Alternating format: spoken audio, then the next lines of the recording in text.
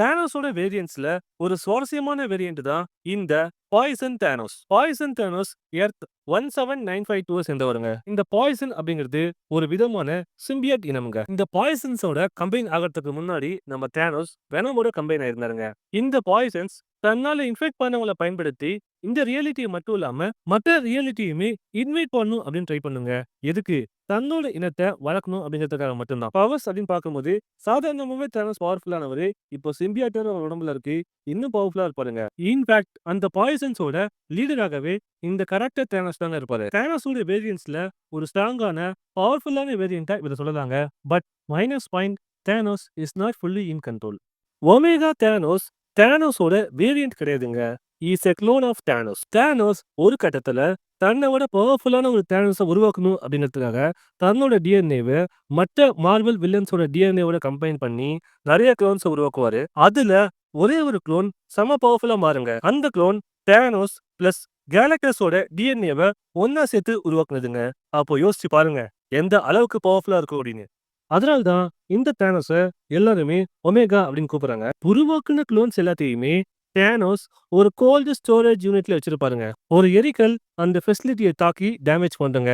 அதனால எல்லா க்ளோன்ஸுமே அங்கிருந்து எஸ்கேப் ஆயிடும். மற்ற க்ளோன்ஸ் எல்லாம் இந்த யூனிவர்ஸை அழிக்க ட்ரை பண்ற அதே சமயத்துல ஒமேகா கேலக்டஸ் மாதிரி எல்லா பிளானட்ஸையுமே கன்சியூம் பண்ண ஸ்டார்ட் பண்ணும். இந்த ஒமேகாவை ஓஜி தானோஸால கூட கண்ட்ரோல் பண்ண முடியலங்க.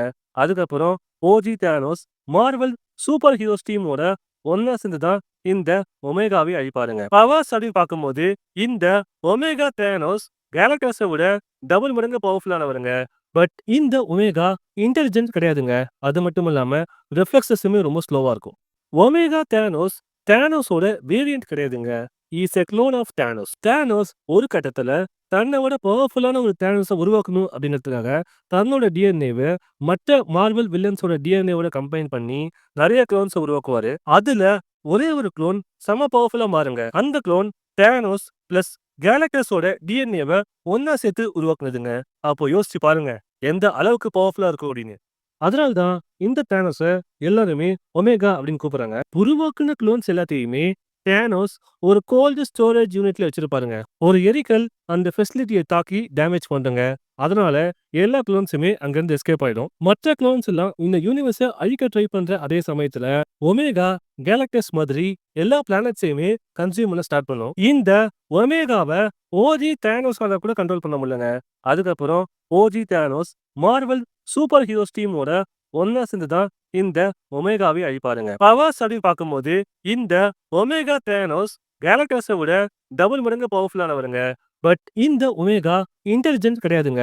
அது மட்டும் இல்லாம ரிஃப்ளெக்ஸஸுமே ரொம்ப ஸ்லோவா இருக்கும். எர்த் 15061 இருக்க இந்த தானோஸ் ப்ராஜெக்ட் பெகாசஸை பயன்படுத்தி தனக்கு கிடைத்த காஸ்மிக் கியூப் அதாவது டெசரக்ட 2 ஐசோ கார்னெட்ஸா மாத்துவாருங்க. அந்த 2 ஐசோ கார்னெட்ஸை பயன்படுத்தி தானோஸ் பாதி சூப்பர் ஹீரோ டீமே அழிச்சிருவாருங்க. அதுக்கப்புறம் தானோஸ் மாசா நான் இன்னும் எதுவும் ஆரம்பிக்கவே இல்ல, இது டே 1 கூட கிடையாது, இது 0 டே அப்படின்னு சொல்லுவாருங்க. அதற்கு பிறகு பிளாக் விடோ அவெஞ்சர்ஸ் இனிஷியேட்டிவ் மூலமாக அவெஞ்சர்ஸ் டீமை உருவாக்கி தானோஸை டிஃபீட் பண்ணுவாங்க. இந்த யூனிவர்ஸோட நிக் ஃபியூரி பிளாக் விடோ தாங்க. பவர்ஸ் அப்படின்னு பார்க்கும்போது எர்த் 616 தானோஸுக்கு என்ன பவர்ஸ் இருக்கோ அதே பவர்ஸ் தான்.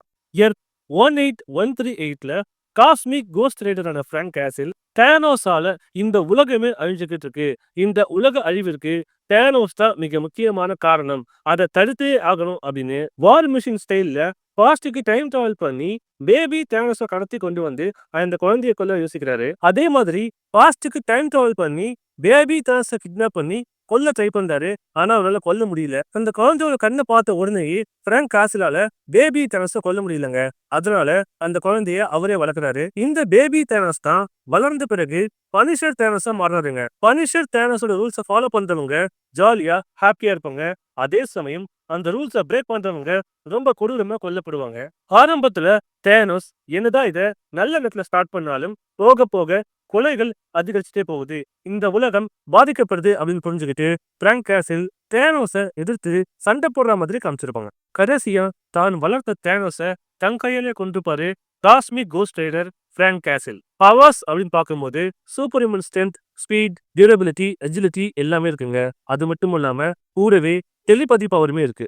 வாட் இஃப் இன்ஃபினிட்டி காமிக்ல கேலக்டிக் கவுன்சில் பில்டர்ஸ் அப்படிங்கிற ரொம்பவே பழமையான அதே சமயம் சக்தி வாய்ந்த ஒரு இனம் இந்த எர்த்தை டெஸ்ட்ராய் பண்ண வந்துகிட்டு இருக்கு. அது தடுத்தாகணும் அப்படின்னு டிஸ்கஸ் பண்ணுவாங்க. இந்த கேலக்டிக் கவுன்சில்ல Kree, Skrulls, Avengers, Illuminati, X Men அப்படின்னு ஏகப்பட்ட டீம் இருப்பாங்க.